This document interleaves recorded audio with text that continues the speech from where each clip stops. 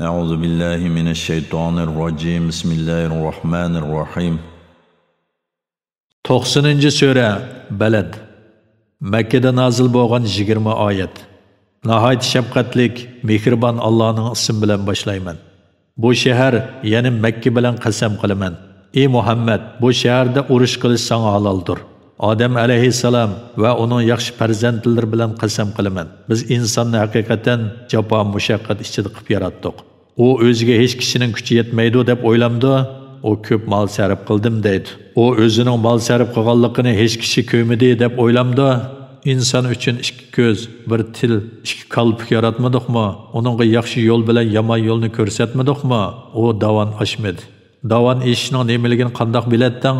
Davon esh degan qul azod qilmoqdir. Yoki ocharchilik kunda tuqqanchilik bo'lgan yetimga va to'pida yotgan miskin, ya'ni holi nachar kambag'alga tomoq bermakdir. Shuning bilan billa, ya'ni yuqorqilarni qilish bilan billa iymon etganlardan, o'zaro sabr qilishga tavsiya qilishganlardan, o'zaro marhamat qilishga tavsiya qilishganlardan bo'lmoqdir. Ana shular, ya'ni yuqoridagi ishlarni qilgan kishilar saodatmand kishilardir. Bizning oyatlarimizni inkor qilganlar badbaxtlardir. Ular do'zaxga solinadi.